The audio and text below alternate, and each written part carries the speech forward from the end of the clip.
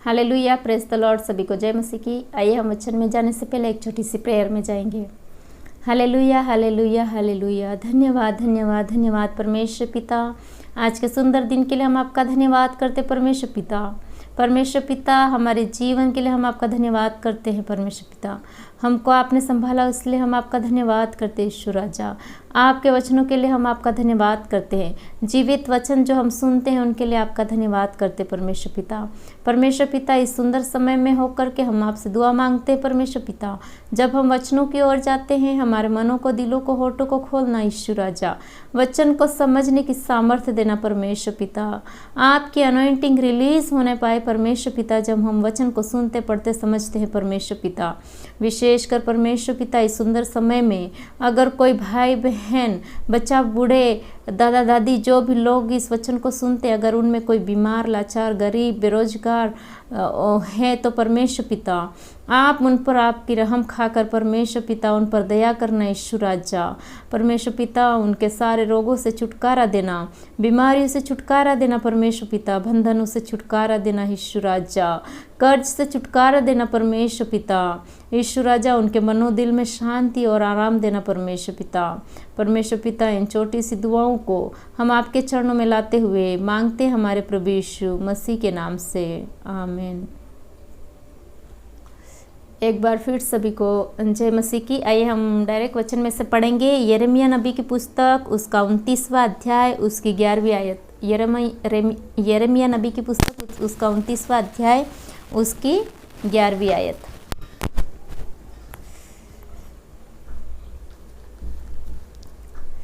यिर्मयाह नबी की पुस्तक, उसकी 29वीं आयत, उसकी 11 आयत। यहाँ इस प्रकार लिखा हुआ है, क्योंकि यहोवा की यह वाणी है कि जो कल्पनाएं मैं तुम्हारे विषय करता हूँ उन्हें मैं जानता हूँ, वे हानि की नहीं वरन कुशल ही की है, और अंत में तुम्हारी आशा पूरी करूँगा। परमेश्वर इस वचन को पढ़े जाने पर हम सबको आशीष दे। प्रिय, जो कल्पनाएं परमेश्वर हमारे लिए करते हैं, जो योजना परमेश्वर हमारे लिए बनाते हैं, वे हमारे लिए कुशल की है, हानि की नहीं है, अहित की नहीं है, लेकिन हित की है। वो हमारी भलाई के लिए वो योजनाएं बनाते हैं, वो योजना के अनुसार हमको लिए चलते हैं। हमारी लाइफ में हम लोग बहुत बार देखते हैं कि हमारी लाइफ में क्या चाहिए, क्या नहीं चाहिए, कैसा जीवन होना चाहिए, ये सब परमेश्वर ने डिसाइड करके रखा है।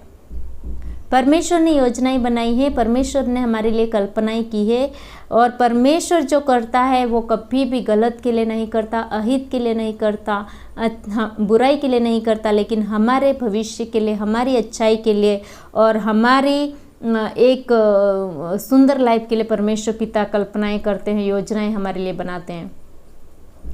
हमारे लिए बनाई हुई जो कल्पनाएं हैं, हम लोग जब अपनी एवरीडे लाइफ में देखते हैं, तो बहुत बार जो स्टूडेंट्स होते हैं या जो अपने ऑलमोस्ट अब कैरियर बनाने के टाइम होता है, तो तब लोग समझते हैं कि मैं ये कर लूँ, वो कर लूँ। बहुत सारी योजनाएं, कल्पनाएं लोग करते हैं। लोग सोचते हैं कि मैं टीचर के पास जाऊंगा तो वो मेरी योजनाएं, कल्पनाओं को बनाने में, समझने में मेरी सहायता, मदद करेंगे। बहुत बार लोग कैरियर गाइडेंस के लिए जाते हैं, काउंसलिंग के लिए जाते हैं कि काउंसलर अगर अच्छा व्यक्ति होगा तो वो मुझे बताएगा कि मैं मेरी लाइफ में क्या करूं। बहुत सारे लोग कैरियर पॉइंट्स पे जाते हैं, कैरियर गाइडेंस के लिए जाते हैं, बहुत बड़ी बड़ी सभाओं में जाते हैं कि उनको समझ पड़े कि वो उनकी लाइफ में क्या करें, कौन सी जॉब करें, कलेक्टर बने या इंजीनियर बने या डॉक्टर बने या और कुछ बने। यहाँ पर हमारे मम्मी पापा भी यही नहीं जान सकते कि हम हमारी लाइफ में क्या करने वाले हैं। ना हमारे दोस्त जान सकते हैं, ना हमारी टीचरें जान सकती है, ना करियर गाइडेंस वाले जान सकते हैं, लेकिन हमारी कल्पनाओं और योजनाओं के बारे में परमेश्वर पिता जानते हैं, और परमेश्वर पिता ने हमारे लिए वो योजनाएं बनाई है। क्या हम विश्वास करते हैं इस पे? वचन कहता है कि जो कल्पनाएं मैं तुम्हारे लिए करता हूँ वो कुशल ही की है, हानि की नहीं है। तो क्यों ना हम, जब हम ऐसे हमारी लाइफ में कंफ्यूज रहें, हमारी लाइफ में जब हम लोग परेशान हो, जब हम लोग को कुछ समझ नहीं आती है, जब हम लोग डिस्टर्ब हो, तब हम लोग क्यों ना दूसरे सब गाइडेंस के पास जाने के बजाय परमेश्वर की उपस्थिति में आके परमेश्वर का गाइडेंस ले। परमेश्वर हम लोग को बताए, परमेश्वर हम लोग को गाइड करे। शांत में, एकांत में, अकेले बैठकर परमेश्वर से बातें करें। परमेश्वर हमको ज़रूर बताएगा कि मैं मेरी आगे वाली लाइफ में क्या करूं। डॉक्टर बनूं, इंजीनियर बनूं, टीचर बनूं, पास्टर बनूं, किसान बनूं, क्या बनूं, परमेश्वर हमको बताएगा। लेकिन कब? जब हम परमेश्वर की उपस्थिति में जाएंगे, परमेश्वर के साथ बैठेंगे, परमेश्वर को अपना पूर्ण समर्पण करेंगे, सरेंडर करेंगे अपनी लाइफ को कि परमेश्वर आप मेरी लाइफ को बताइए, मेरी लाइफ को चलाइए, आपकी कल्पनाएं मेरे लिए क्या है बताइए, आपका उद्देश्य क्या है मेरी लाइफ के लिए, आपने क्या योजनाएं मेरे लिए बना के रखी है। परमेश्वर ज़रूर उसका उत्तर आपको देंगे और आपको बताएंगे कि आप आपकी फ्यूचर लाइफ में क्या कर सकते हो। और जो परमेश्वर जो आपको बताएगा उसमें ज़रूर आपको खुशी होगी, आनंद होगा, सेटिस्फैक्शन होगा, वन टाइप ऑफ सेटिस्फैक्शंस कि हाँ मतलब मेरे दिल में कुछ सेटिस्फैक्शन में फील कर रहा हूँ, मुझे अच्छा लग रहा है, सांत्वना मिलेगी, परमेश्वर देगा हमको। हम लोग बहुत बार हम लोग कंफ्यूज हो जाते हैं, डिस्टर्ब हो जाते हैं, सोच नहीं सकते हैं और सोचते हैं तो अलग अलग विचार आते हैं, क्या करें क्या नहीं। तो तब हम लोग लोगों के पास जाने के बदले में परमेश्वर की उपस्थिति में बैठे, परमेश्वर की योजना के अनुसार हम लोग परमेश्वर से बातचीत करें और इन वचन के द्वारा जो परमेश्वर जो हमारे लिए कल्पनाएं करते वो हमारे लिए कुशल की ही है।